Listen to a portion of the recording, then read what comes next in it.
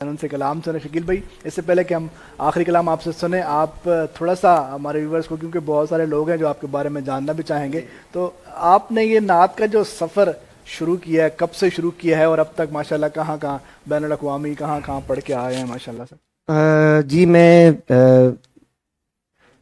1999 میں نے نعت شریف پڑھنا شروع کیا تھا. 99 ماشاءاللہ. جی صحیح. 13-14 سال میری عمر تھی تب. ٹھیک. اور بیسیکلی ہماری جو تربیت ہوئی ہوئی ہے وہ اسکول لیول سے ہوئی ہوئی ہے، ٹھیک ٹھیک. کیونکہ اسکول میں تب بہت اچھے اچھے پروگرامز ہوا کرتے تھے، اساتذہ بہت اچھے اس حوالے سے بچوں کو گائیڈ کرتے تھے. اگر کسی میں نعت پڑھنے کا شوق ہوتا تھا یا ملی نغمہ بولنے کا شوق ہوتا تھا تو وہ اساتذہ بڑے اچھے طریقے سے اس کو گائیڈ کرتے تھے. تو بس میں بھی اسی طرح اسکول میں پہلے قومی ترانہ پڑھا کرتا تھا. پھر میرے ایک استاد تھے، انہوں نے کہا کہ آپ کی آواز اچھی ہے، آپ نعت شریف بھی پڑھا کریں. اچھا. تو میں یہ سمجھتا ہوں میری زندگی کا وہ سب سے خوش قسمت لمحہ تھا کہ انہوں نے مجھے اس طرف ایڈوائز کی کہ میں حضور پاک صلی اللہ علیہ وآلہ وسلم کی نعت خوانی، میں سمجھتا ہوں یہ ان کا کرم ہے، یہ ان کی مہربانی ہے کہ انہوں نے مجھ جیسے نکمے بندے کو چنا. تو بس پھر اسکول لیول سے پڑھتے پڑھتے آہستہ آہستہ مقابلوں میں جانا اور پھر پوزیشنز آنی. پھر کالج لیول پہ میں نے آل پاکستان فیڈرل کالجز کا مقابلہ ون کیا، اور پھر اسی طرح ساتھ اسٹڈی بھی کرتے رہے. BCom تک میں پڑھا بھی ہوں، لیکن حضور کی ثنا خوانی میں پھر اس طرح مصروفیت ہو گئی کہ اس کو پراپر ٹائم دینا پڑتا ہے. ماشاءاللہ. کتنے ممالک میں آج تک آپ جا چکے ہیں؟ میں جی تقریباً 5 دفعہ ربیع الاول میں انگلینڈ کا ٹور کر چکا ہوں جی. اور پاکستان کے ٹاپ موسٹ نعت خوان جو ہے وہ ہر سال ربیع الاول میں انگلینڈ جاتے ہیں، تو مجھے چیز کو بھی یہ سعادت حاصل ہوئی بھی ہے. تو باقی پورے پاکستان میں الحمدللہ شاید ہی کوئی ایسا شہر ہو کہ جہاں پہ ہم نہیں گئے، اور میں یہ سمجھتا ہوں یہ سب ان کا کرم ہے اور میرے ماں باپ کی دعا ہے. اچھا شکیل بھائی، ہر بندے کا اپنی ہر ایک فیلڈ میں کوئی ایک آئیڈیل ہوتا ہے، کوئی جس کو بندہ دیکھ کے نعت سیکھنے کو دل کرتا ہے یا پڑھنے کو دل کرتا ہے، یا جس کو بندہ آئیڈیلائز کرتا ہے. آپ کا کوئی ایسا آئیڈیل؟ جی بالکل.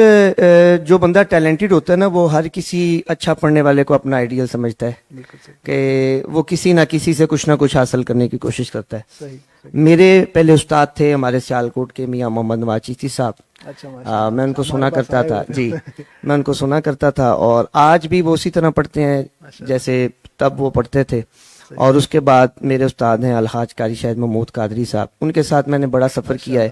جو باہر کی میں نے دنیا دیکھی ہے، شہر سے باہر نکل کے، وہ میں نے ان کے ساتھ سارا ایکسپیرینس حاصل کیا ہے. تو باقی ہر اچھا پڑھنے والا ہی میرا استاد ہے.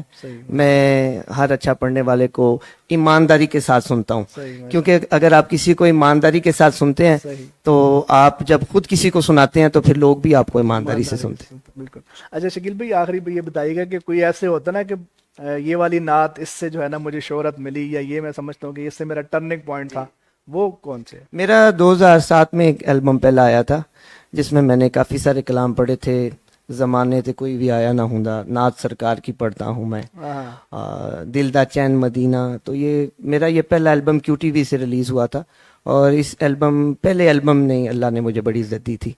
پورے پاکستان میں یہ بڑا فیمس ہوا تھا. اور اس کے بعد پھر البمز میرے بہت سارے آئے، کافی سارے ایسے کلام، دیوانے جو بھی مانگ دینے شہ ابرار دیندے نے، بخشش کا میری دوستو سامان ہو گیا، جب سے در نبی کا میں مہمان ہو گیا. تو وقت کے ساتھ ساتھ پھر آگے والی کونین دا، نانا حسنین دا. تو ہم نے ہر کسی کو مد نظر رکھتے ہوئے نا، ہر کسی کا اپنا ایک سٹائل ہوتا ہے. تو میرا جو شروع سے سٹائل تھا آج تک وہی رہا ہے. تو وہ سٹائل جو اندر ہوتا ہے نا وہ کبھی چینج نہیں ہوتا. تو اس میں پھر ہم ہر کسی کے لیے نعت کو اس طرح سناتے ہیں کہ کیونکہ محفل میں ایک فیکٹری آنر بھی بیٹھا ہوتا ہے، ایک ڈاکٹر بھی بیٹھا ہوتا ہے، ایک فٹ بال سینے والا بھی بیٹھا ہوتا ہے، ایک ریڑھی لگانے والا بھی بیٹھا ہوتا ہے. تو ہم چند کلام کی سلیکشن ہماری ایسی ہوتی ہے کہ ان کو بھی سمجھ آئے کہ ہم کیا پڑھ رہے ہیں اور کیا سن رہے ہیں. صحیح صحیح. اچھا شکیل بھائی، کوئی میسج دینا چاہیں جو کہ بہت پڑھنے والے لوگ ہیں، جو آنے والے ہماری جو یوتھ ہے وہ بڑی نعت میں بڑا انٹرسٹ لے رہی ہے، اکیڈمیز بھی جوائن کر رہے ہیں لوگ، تو کیا ایڈوائس کرنا چاہیں گے؟ میں سب سے زیادہ جو بھی مجھے ملتا ہے میں سب سے زیادہ ان کو کہتا ہوں کہ یہ چیزیں ملتی ہیں ادب سے. بے شک بے شک. ادب اور احترام اگر آپ نے اپنے بڑوں کا نہیں کیا تو آپ کچھ نہیں حاصل کر سکتے. بے شک بے شک. ہم نے جب شروع کیا تھا تب فیس بک اور یہ سوشل میڈیا کا اتنا نہیں ہوتا تھا دور, لیکن آج کل کیونکہ فیس بک کا دور ہے اور اشتہارات اور یہ سارے پلیٹ فارم بہت زیادہ ہیں, جو ینگسٹر ہیں نا ان کو بہت جلدی ہوتی ہے کہ وہ راتوں رات وہ کہتے ہیں نا کہ مشہور ہو جائیں, اور لوگ ان کو باڈی لینگویج ان کی بڑے نعت خوانوں والی ہوتی ہے لیکن اندر سے خالی ہوتے ہیں, اندر کچھ نہیں ہوتا. اندر ان کو تب ہی ملنا ہے جب انہوں نے کسی استاد سے سیکھنا ہے یا بیٹھنا ہے یا اپنے ماں باپ کا ادب کرنا ہے, بزرگوں کی دعائیں لینی ہے.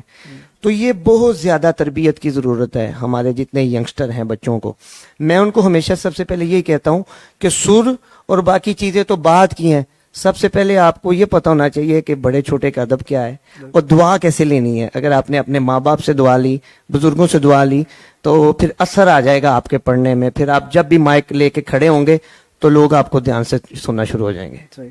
شکیل بھائی آخر پہ ایک اور سوال کہ ہر ایک انسان کی زندگی میں اونچ نیچ آتی رہتی ہے, کبھی زوال کبھی عروج آتا ہے.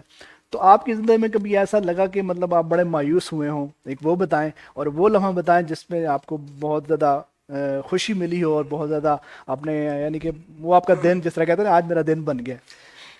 میں آپ کو ایک چیز بتاؤں, میں جتنا اللہ پاک کا شکر ادا کر سکوں میں اتنا میں اس قابل نہیں ہوں کہ میں جو مجھے ملا ہے میں اس کا شکر ادا کر سکوں.